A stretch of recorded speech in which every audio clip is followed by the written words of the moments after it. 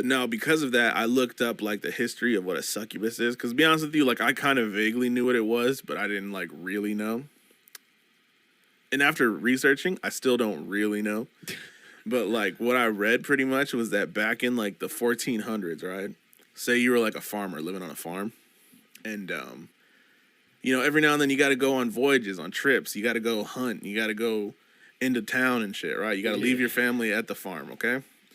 So these dudes, they would leave their families, and while they were on the road, they'd run into like a farmer's daughter, some bitch selling milk or some shit. And you know, a man's got to do what a man's got to do, right? Yeah. So they were really religious in this time. So the guilt was crazy. So they're like, I got to tell this bitch. And like they tell their boys, I got to tell her what I did, and I can't hold it in. And their boys would be like, just tell her it was a demon. So these dudes would go home and they would tell their wives, honey, I ran into a demon, right? This evil she-bitch. And she threw herself upon me and I couldn't pull her off because she had the power of Satan behind her. And that's pretty much like what I gather is the origin of this shit.